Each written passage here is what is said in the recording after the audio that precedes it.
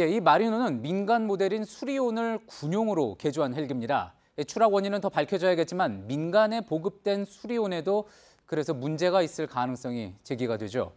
송영무 국방부 장관은 제작업체인 항공우주산업 카이에 대한 압수수색 가능성을 언급하기도 했습니다. 취재기자와 함께 이 부분에 대해서 좀 더 이야기 나눠보도록 하겠습니다. 박창규 기자, 그러니까 마리논의 원래 모델 수리온 헬기를 지금 민간에서도 많이 사용을 하고 있죠? 네, 수리온을 바탕으로 여러 용도로 개조해서 사용하고 있습니다. 또 여러 분야의 도입을 계획하고도 있었습니다. 수리온을 경찰용으로 개조한 게 참수리입니다. 외부에 탐조 등 적외선 카메라 등을 달았습니다. 내부엔 기상 레이더 등을 탑재했습니다. 구조 헬기로도 사용하고 있습니다.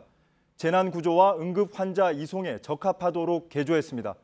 산소 공급 장치 같은 무겁고 큰 의료 장비들을 내부에 설치했습니다.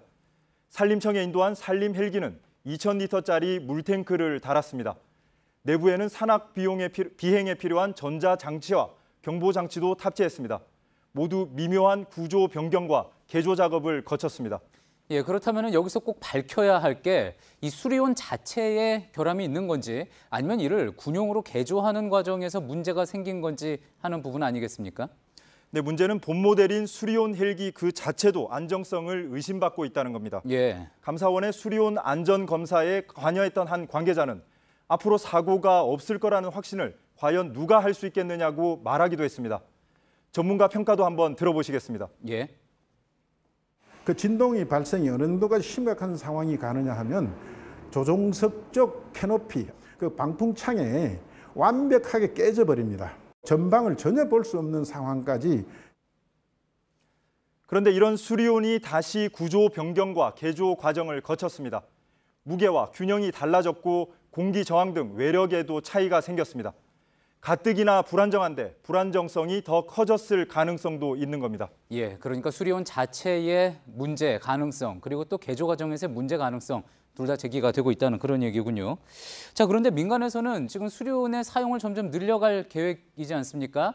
하지만 지금 이 상태에서는 불안감은 계속될 것 같고 앞으로 수리온 헬기는 어떻게 됩니까?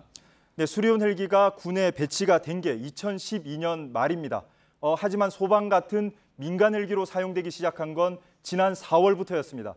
그동안은 민간용으로 사용해도 안전하다는 국토부 가망 인증이란 걸 못 받고 있었습니다. 지난 3월에야 특별 가망 인증을 받았습니다.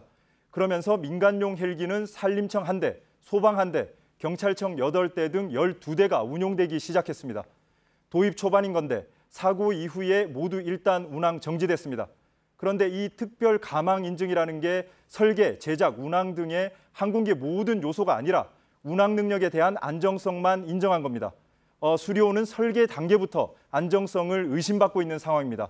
따라서 수리온의 파생 헬기 운행 운명도 가늠하기가 어렵게 됐습니다. 예, 잘 들었습니다. 박창규 기자였습니다.